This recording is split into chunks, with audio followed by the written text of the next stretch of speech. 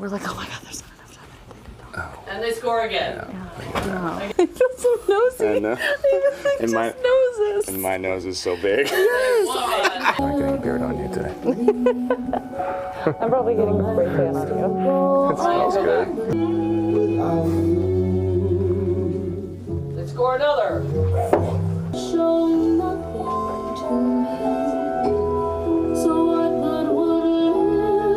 think we got plenty. Yes. Slow motion. It's going to be a 17-minute. Taylor Swift and Blake Lively have one of those friendships that feels like a rom-com come to life, full of wild adventures, sweet shout-outs, and just enough drama to keep things spicy.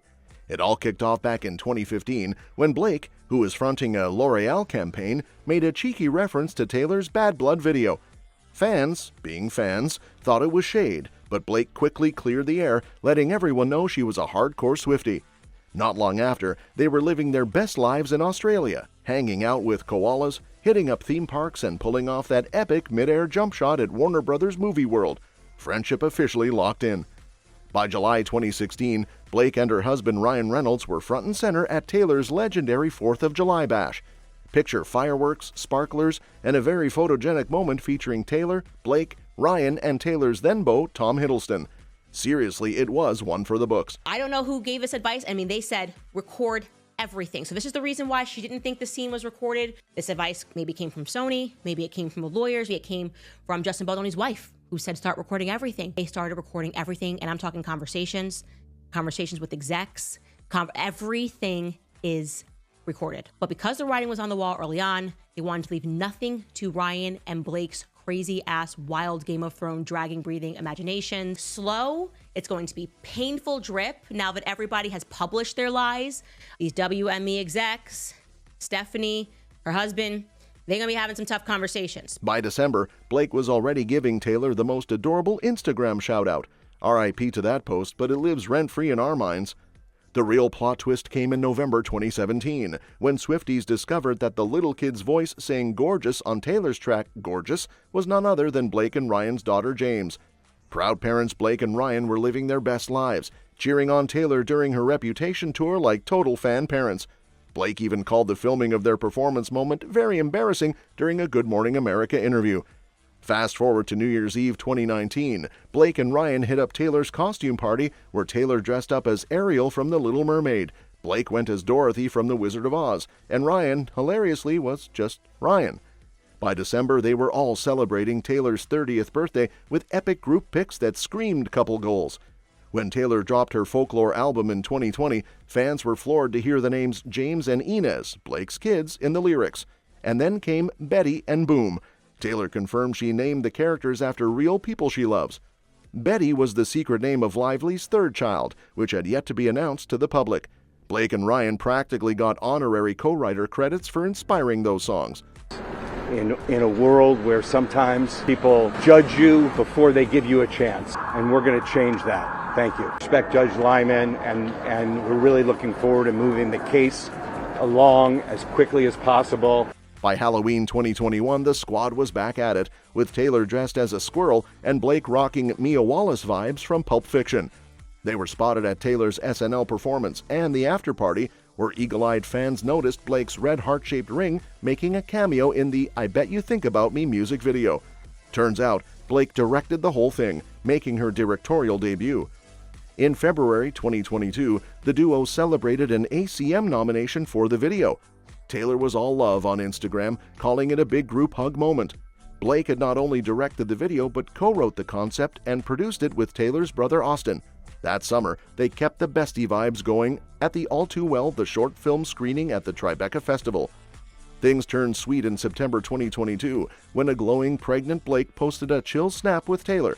By November, Ryan was out here calling Taylor a genius during a spirited promo, admitting his whole family was obsessed with her Midnights album. Maybe Ryan Reynolds saw something. Maybe he was picking up on something to the point where he was rewriting some of their intimate scenes. Like maybe Blake did catch feelings. Maybe that's why Baldoni's legal team is like, oh, just wait until we release all the text messages. Like maybe Blake did catch feelings. Maybe that's why Baldoni's legal team is like, oh, just wait until we release all the text messages. 2023 was a whirlwind of NYC hangs with Sophie Turner and Brittany Mahomes, plus cheering for Taylor's boyfriend Travis at a Chiefs game. Blake even celebrated Taylor's 34th birthday with a cute Instagram photo dump. February 2024 saw them at the Super Bowl, freaking out over plays alongside Donna Kelce and Ice Spice. Blake showed up with tight curls and a red tracksuit, while Taylor kept it sleek in black with a red jacket. By May, Taylor's My Tears Ricochet was soundtracking the trailer for Blake's movie It Ends With Us. Their bond stayed strong in July, with Taylor hyping Ryan's dedication to Deadpool and Wolverine on Instagram. Blake reposted it, joking that Taylor's words were better than anything she could come up with. 14 Grammys will do that. Later that summer, they hosted a fun weekend at Taylor's Rhode Island pad with the Kelce brothers. A small man who got jealous, came to set, got jealous, and is essentially trying to destroy the movie, blacklisted from Hollywood using his A-list contacts. Ryan Reynolds allegedly screamed in Justin Baldoni's face at his apartment. Despite this, Ryan Reynolds injected himself and brought his A-list friends in the form of Hugh Jackman, Wolverine. He's very clearly taking a jab at Justin Baldoni. Listen to what he says. No. It's not every day a guy gets to interview the love interest of his best friend's wife. So I saw you posing in a photo with Mrs. Reynolds, and I'm sorry, what do you call her? Do you guys have a nickname or something? Okay, no, just so it's Mrs. Okay. And the guy trying to replace Ryan as a husband and me as his best mate. Holy shit. What the hell are you doing messing with my best buddy's wife? Then came November, and Ryan confirmed what fans had long suspected. Taylor is the godmother to their kids. She is the godparent to my daughters. That was very sweet, he spilled during an interview, adding with a laugh that anything Taylor touches basically has a box office effect. Their friendship isn't just confined to parties and premieres, it's deeply woven into their creative projects too. Blake often gushed about Taylor's creative genius, and Taylor never missed a chance to celebrate Blake's directorial ventures. Whether it's hyping up each other's work on social media or showing up to support one another at pivotal moments, they truly have each other's backs, in more ways than you can imagine. So get this, Justin Baldoni, director of the film It Ends With Us, is accusing Blake Lively of pulling some serious power moves in her efforts to control the final version of the movie, and that's where Taylor Swift comes in. Apparently, Blake allegedly held the film hostage, using her A-list friendship with Swift as leverage to get what she wanted during the editing process. Talk about using your star power. According to Baldoni's explosive claims in a court filing, Blake didn't just want creative control, she reportedly sent a veiled threat through a Sony exec. Basically, she hinted that if her demands weren't met, she might change her mind about reaching out to Taylor to secure the use of My Tears Ricochet for the trailer. Yes, you heard that right. She's allegedly using her bestie Taylor to pressure Baldoni. The song is not just in the trailer, it's featured in a pivotal scene in the film, making it a major part of the movie's marketing. No wonder Baldoni's upset. This whole situation supposedly kicked off in May 2024, when Blake was allegedly stalling the marketing process to buy more time for her own vision of the film to take shape. Baldoni claims this all felt like manipulation, with Blake exerting major influence over the final product, including rewriting the script to her liking. And get this, she wasn't going through this alone, she had her dragons backing her. In a text exchange, she referred to husband Ryan Reynolds and her best friend Taylor as her dragons, invoking a Game of Thrones reference, basically saying they were her fierce protectors. Can you imagine? In a previous red carpet interview, Baldoni even admitted that it was Blake who orchestrated getting Taylor's song for the trailer, calling it All Blake. So it's no surprise that Blake's relationship with Taylor was a key factor in this whole drama. But hold on, it gets even more intense.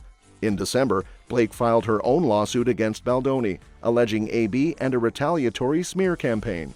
Of course, Baldoni denied these claims and countered with a lawsuit of his own, accusing Blake of defamation and extortion.